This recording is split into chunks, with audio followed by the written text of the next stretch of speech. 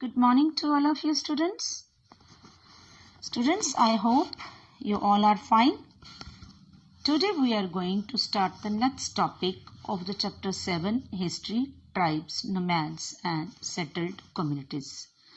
Before this topic, in the previous video, we have already discussed the beyond big cities tribal societies.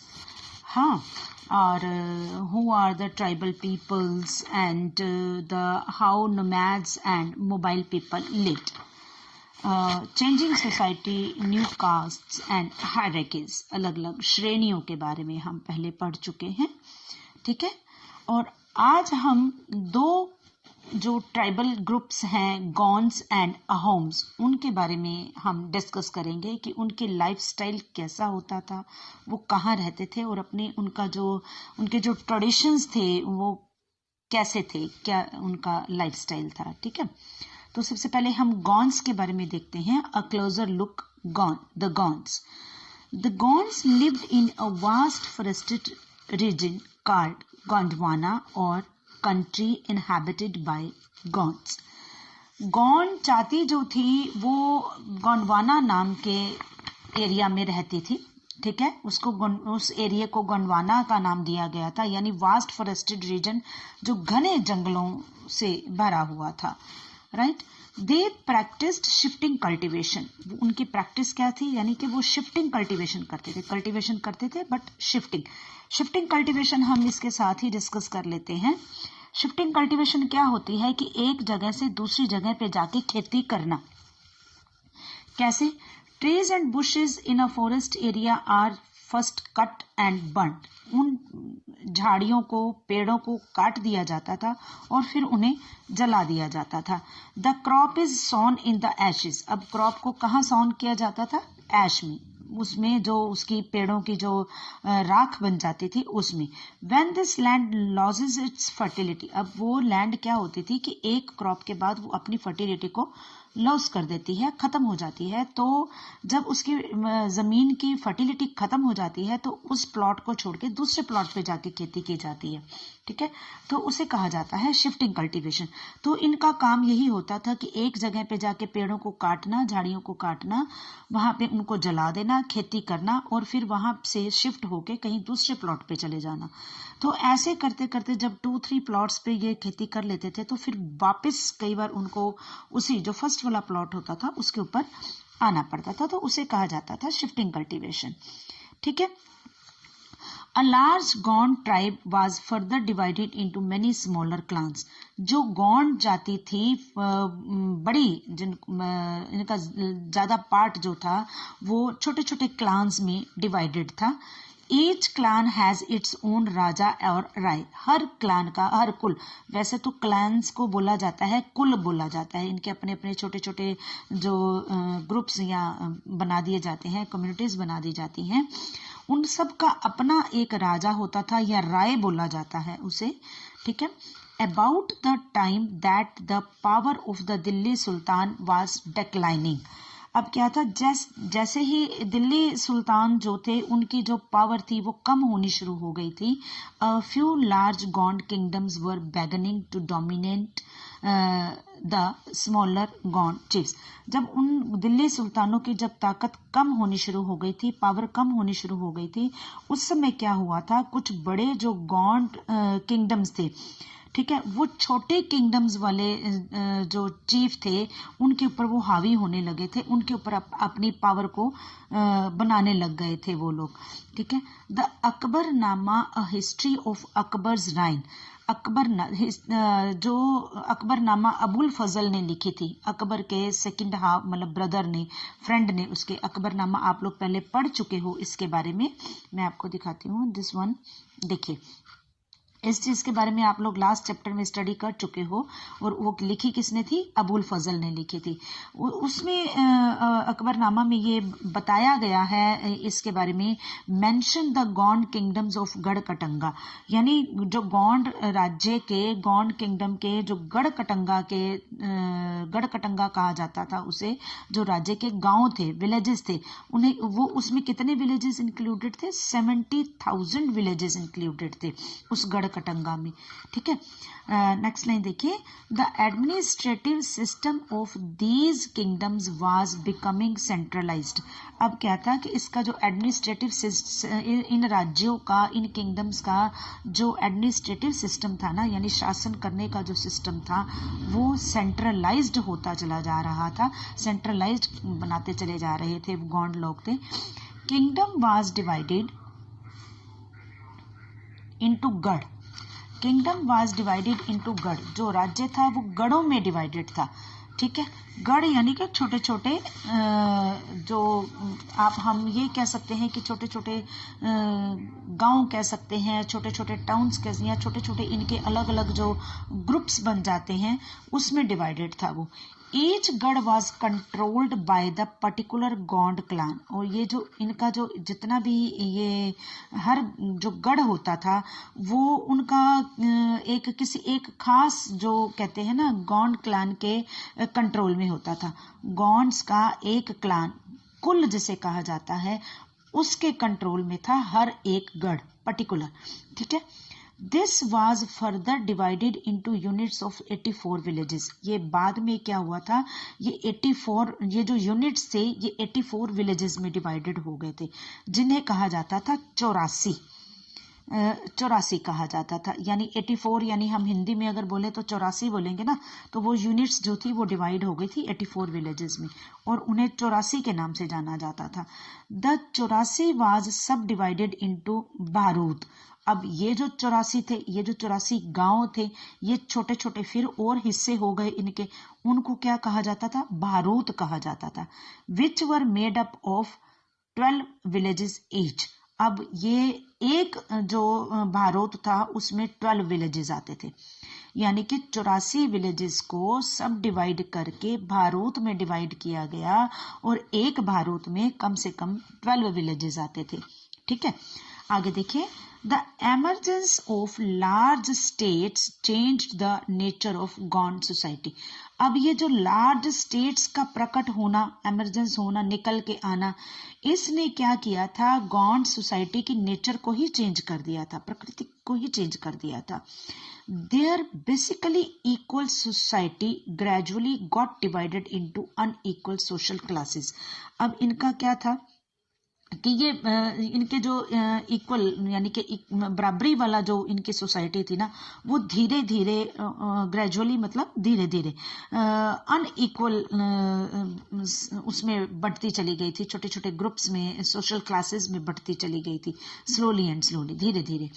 Brahmanas received land grants from the Gond rajas and become more influential. अब जो ब्राह्मण लोग थे वो गॉन्ड राजाओं से जमीन ग्रांट के रूप में लेते थे, अनुदान बोला जाता है ग्रांट यानी दान में, ठीक है। और वो ज्यादा प्रभावी होते चले जा रहे थे, ब्राह्मण लोग जो थे राजा लोगों से जमीन दान में लेते थे, ग्रांट में लेते थे, और उनका प्रभाव जो था ब्राह्मणों का वो बढ़ता चला जा रहा था। The Gond chiefs now wished to be recognised at Rajput. अब जो गॉन्ड चीफ्स जो थे वो क्या थे, Gond chiefs now wished to be recognised at Rajput. अब गॉन्ड चीफ यानी कि हेड जो होते थे गॉन्ड्स के, वो अपने आप को राजपूत मानने लग गए थे, या राजपूतों के रूप में उनको मान्यता मिलने लग गई थी, ठीक है। सो अमन दास द गॉन्ड राजा ऑफ गढ़ कटंगा, जो अमन दास था गॉन्ड गढ़ कटंगा का राजा जो था, एज्यूम्ड द टाइटल ऑफ संग्राम शाह। उसको क्या टाइटल मिला, संग्राम शाह के नाम से वो जाना जाने लगा। उसका सन जो था दलपत, ठीक है।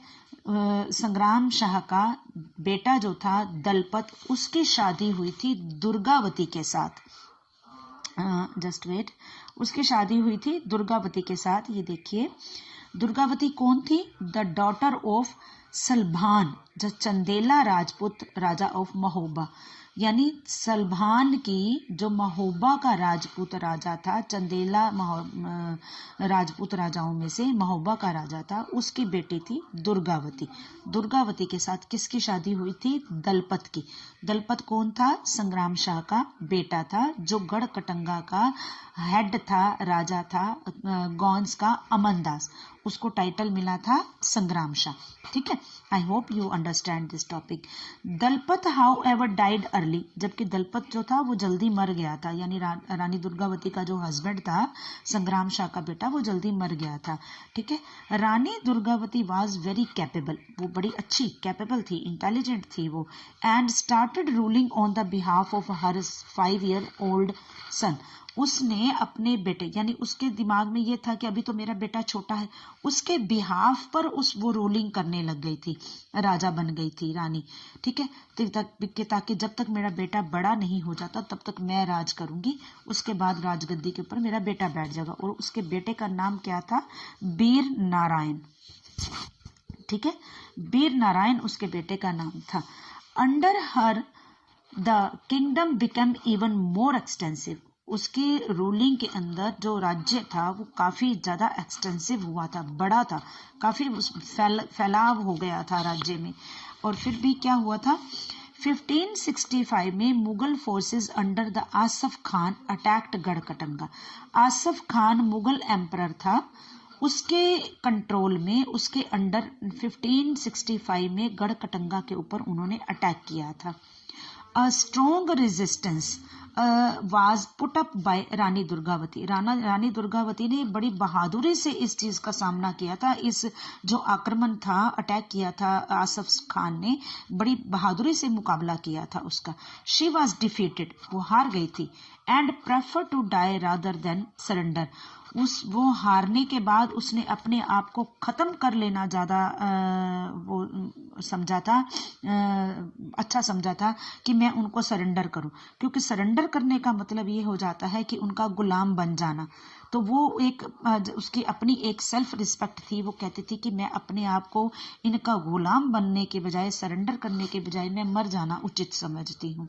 ठीक है, her son too died fighting soon after, जब वो मर गई तो उसके बाद उसका बेटा भी लड़ाई लड़ते हुए आसफ खान के साथ जल्दी ही उसकी भी डेथ हो गई थी, यानी वीर नारायण की डेथ हो गई थी, रानी दुर्गावती का बेटा और दलपत का बेटा। ठीक है, आगे देखिए, Garhakatanga was a rich state, it earned much wealth by trapping and exporting wild elephants to other kingdoms. Garhakatanga एक रिच स्टेट था, काफी उसके पास मतलब हेल्दी वेल्दी जिसको स्टेट बोलते हैं वो था। उसका काम क्या था? वो पैसा कहाँ से कमाता था? ही अर्नड मच वेल्थ, उसने काफी जो मतलब कहते हैं ना इनकम अपनी की थी। कैसे? ट्रैपिंग एंड एक्सपोर्टिंग, जो जंगली एलिफेंट्स होते थे उनको पकड़ना और दूसरे राज्यों को बेच देना, उनसे उनको काफी पैसा मिलता था, बेनिफिट होता था उनको। When the Mughals defeated the Gonds, जब मुगलों ने गॉन्ड्स को डिफीट किया, they captured a huge booty of precious coins and elephants, उन्होंने मतलब बूटी यानी कहते हैं लूट के लेके जाना, लूट का माल, प्रेशियस कॉइन्स और एलिफेंट्स उन्होंने लूट लिए, कैप्चर कर लिए, अपने पास हथियार लिए। They annexed part of the kingdom and guaranteed the rest of the Chandra Shah, an uncle of Veer Narayan। अब इसका मतलब देखो क्या हो जाता है। They annexed the kingdom and guaranteed the rest of the Chandra Shah, the uncle of the Veer Narayan। उन्होंने जो राज्य का काफी ज्यादा हिस्सा एनेक्स कर लिया, यानी कि अपने कब्जे में ले लिया, हथियार लिया था उनसे, और बाकी जो हिस्सा बचा था वो चंद्र शाह कौन था? वीर नारायण, यानी कि दलपत का भाई, वीर नारायण का चाचा, उसको दे दिया था उन्होंने। ठीक है, Despite the fall of Gadkatanga, the Gond kingdom survived for some times। जबकि गढ़कटंगा का अब पतन हो चुका था, फॉल हो चुका था, वो डिक्लाइन हो चुका था, फिर भी गॉन्ड किंगडम जो था वो कुछ टाइम के लिए सरवाइव करता रहा, यानी पूरी तरीके से उन्होंने हार नहीं मानी, वो सरवाइव करता रहा। However, they became much weaker and later struggled unsuccessfully against the stronger Bundelas and Marathas. अब फिर भी क्या हुआ था, लेकिन वो कमजोर हो गए थे, बिकम वीकर, लेकिन बाद में बुंदेलों और मराठों के साथ लड़ते हुए वो फिर भी असफल रहे, उनको ज्यादा सफलता नहीं मिल पाई थी। तो ये चीजें उन ऐसे धीरे धीरे गॉड्स किंगडम जो था वो खत्म हो गया था। उसके बाद जो आता है वो आता है अहोम्स के बारे में। ठीक है, अहोम्स कौन थे? The Ahoms migrated to the Brahmaputra valley from present day Myanmar in the 13th century. 13th century में अहोम ब्रह्मपुत्र वैली में माइग्रेट होके आए थे, जो आज म्यांमार के नाम से जाना जाता है, ब्रह्मपुत्र वैली को। ठीक है, they created a new state by suppressing the older political system of the Bhuiyans. अब भुइयांस किसको कहा जाता था? लैंडलॉर्ड्स को। ठीक है, अब उन्होंने क्या किया था? एक नई सिस्टम बनाया था, एक पॉलिटिकल सिस्टम बनाया था, न्यू स्टेट बाय सुप्रेसिंग। जो पुराने लोग, जो भुइयां लोग जो थे ना, जिनको लैंडलॉर्ड्स कहा जाता है, उनके पॉलिटिकल सिस्टम को खत्म करके एक नए राज्य की स्थापना की थी। उन्होंने नया राज्य क्रिएट किया था उन्होंने। ठीक है, during the 16th century they annexed the kingdoms of the Chutiyas. Chutiyas जो थे वो during the 16th century they annexed the kingdoms of the Chutiyas. Chutiyas 1523 और कौच हाजो 1581 में। अब उन्होंने 16th सेंचुरी में उन्होंने जो चुटिया लोगों के और कौच हाजो लोगों के जो किंगडम्स थे उनको एनेक्स कर लिया था, अपने कब्जे में कर लिया था उन्होंने, अहोम्स ने। ठीक है, and subjugated many other tribes, और उन्होंने कई ऐसी छोटी छोटी जो जातियां थी, जंगली जातियां जो थी, उनको भी सब्जुगेट कर लिया था, अपने कब्जे में कर लिया था और एक बड़ा राज्य बना लिया था उन्होंने। Ahoms built a large state, उन्होंने एक बड़ा राज्य बना लिया था इन चुटिया, कौच हाजो और कई छोटी छोटी जातियों के राज्यों को अपने कब्जे में करके, एनेक्स करके एक बड़ा राज्य स्थापित कर लिया था। And for this they used fire arms as early as the 1530s। अब उन्होंने फायर आर्म्स यूज करने शुरू कर दिए थे, आग से जलने वाले जो अस्त्र होते हैं ना, उनको यूज करना शुरू कर दिया था। By the 1660s they could even make high quality of gun powder and cannons. अब 1660 में उन्होंने क्या किया था? बारूद, गन पाउडर, जो गन्स में, बंदूकों में जो यूज होने वाला जो बारूद से बने हुए जो होते हैं ना, जिनको गोलियां भी हम बोल सकते हैं, वो गन पाउडर उन्होंने बनाना शुरू कर दिया। और कैनन्स यानी कि तोपें बनानी उन्होंने शुरू कर दी। यानी उनको इस चीज की कला पता थी कि ये चीज कैसे यूज की जाती है। तो अहोम्स जो थे वो काफी शक्तिशाली और पावरफुल निकले। However the Ahoms faced many invasions from the south east. अब अहोम्स क्या थे?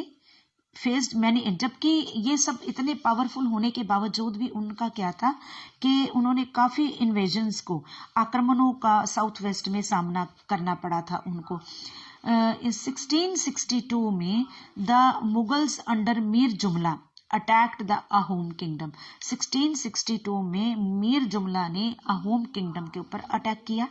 Despite their brave defence the Ahoms were defeated. उन्होंने बड़ी अपनी प्रोटेक्शन जो थी, मतलब अपने आप को बचाना, डिफेंड करना अपने आप को बड़ी बहादुरी से किया था, लेकिन फिर भी वो हार गए थे। अहोम्स वर डिफीटेड, फिर भी वो हार गए थे। ठीक है, but direct Mughal control over the region could not last long. लेकिन मुगलों से हारने के बावजूद भी वो मुगल जो थे इनके पूरे राज्य के ऊपर, रीजन के ऊपर कंट्रोल नहीं कर पाए थे लास्ट टाइम तक।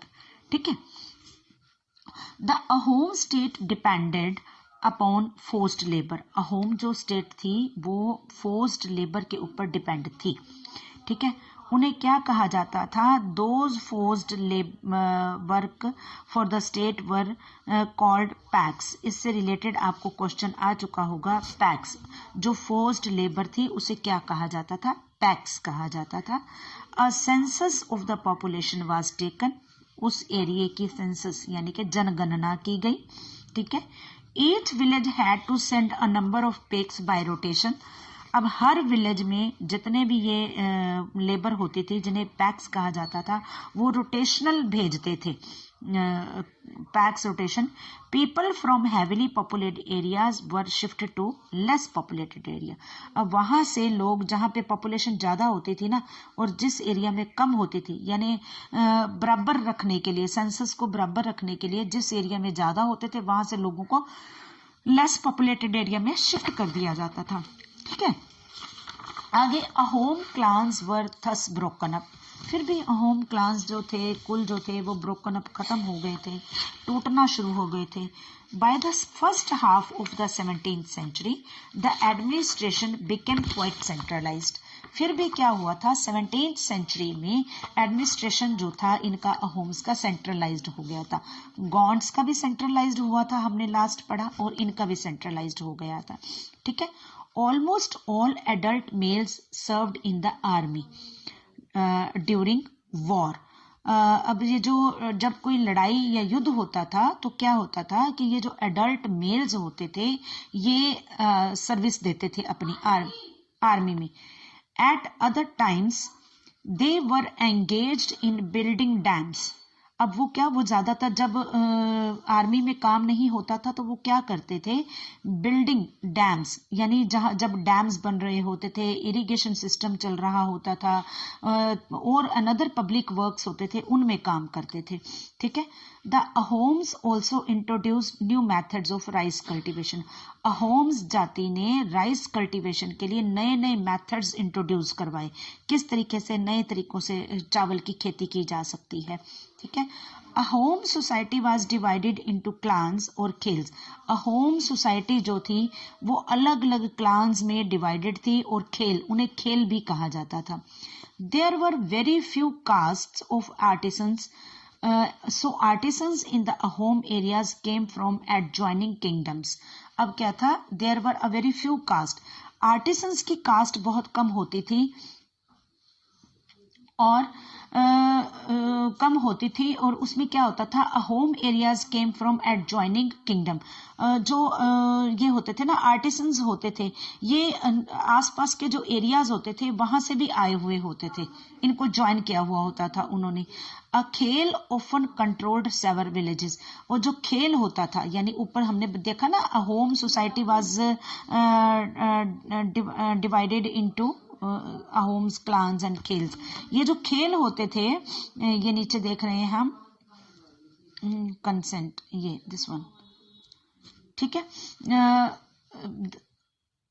एडजॉइनिंग. अ खेल ऑफन कंट्रोल्ड सेवरल विलेजेस. ये जो खेल होता था वो उसका कंट्रोल कुछ विलेजेस के ऊपर होता था, कुछ विलेजेस के उनके कंट्रोल में होते थे. Even the king could not take it away without community's consent. अब सॉरी, ये लाइन एक बीच में छूट गई है. The peasant was given land by his village community. अब किसानों को जो जमीन मिलती थी वो कौन देता था, विलेज की कम्युनिटी देती थी. ठीक है, विलेज की जो कम्युनिटी होती थी वो किसानों को जमीन देते थे. Even the king could not take it away without community's consent. Even यहाँ तक क्या होता था कि राजा विदाउट कम्युनिटी की कंसेंट के, यानी कम्युनिटी की कंसेंट के बिना उनसे वापस भी नहीं ले सकता था. सपोज करो अगर उन्होंने प्रॉपर तरीके से टैक्स नहीं दिया या कोई काम नहीं किया तो उनसे जमीन वापस ले ली जाए, तो राजा कम्युनिटी की कंसेंट के बिना वापस भी नहीं ले सकता था. ये भी एक उनका अपना रूल था. ठीक है, originally the Ahoms worshipped their own tribal gods. अब क्या होता था, शुरुआत में अहोम लोग जो होते थे वो अपने ही देवी देवताओं की पूजा करते थे. During the first half of the 17th century, however, the influence of the Brahmanas increased. जबकि 17th century के हाफ में ना ब्राह्मणों का जो इन्फ्लुएंस था वो बढ़ रहा था, डे बाय डे बढ़ता चला जा रहा था. ठीक है, temples and Brahmanas were guaranteed land by the king. अब टेम्पल्स को और ब्राह्मणास को, इस लाइन को अंडरलाइन कर लो, आपके फिल इन द ब्लैंक्स में भी आने वाली है ये line. Temples and the Brahmanas were guaranteed by the king.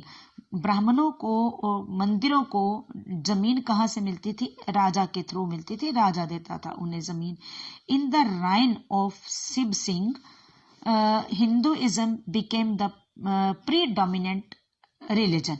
अब शिव सिंह की के टाइम पे हिंदुइज्म जो था, वो एक प्रीडोमिनेंट रीजन यानी कि एक प्रधान मुख्य जो धर्म था वो बन चुका था. But the Ahom kings did not completely give up their traditional beliefs after adopting Hinduism. फिर भी अहोम जो राजा लोग थे, जो किंग थे, उन्होंने हिंदुइज्म को एक्सेप्ट करने के बावजूद भी अपने जो उनके बिलीव्स थे ना, अपने जो ट्रेडिशनल बिलीव्स थे उनके, जिनके ऊपर वो अपने देवी देवताओं के ऊपर आस्था रखते थे, विश्वास रखते थे, उनको छोड़ नहीं पाए थे वो लोग. हिंदुइज्म उन्होंने ज्वाइन कर लिया था, लेकिन फिर भी उनकी पूजा कहीं ना कहीं करते थे. उनके विश्वास जो थे वो वहीं पे स्टिल थे, उनके अपने देवी देवताओं के ऊपर, अपने ट्रेडिशंस के ऊपर. Ahom society was very sophisticated. Ahom society जो थी वो काफी जटिल किस्म की थी, सोसाइटी जो इनका समाज था. ठीक है. Poets and scholars were given land grants. Poets और स्कॉलर्स को भी लैंड दी जाती थी, ग्रांट में दी जाती थी, दान में दी जाती थी. ऊपर हमने टेम्पल्स और ब्राह्मणास के बारे में भी पढ़ा और पोएट्स एंड स्कॉलर्स के बारे में भी पढ़ा. ठीक है. Theatre was encouraged. Important works of Sanskrit were translated into local language.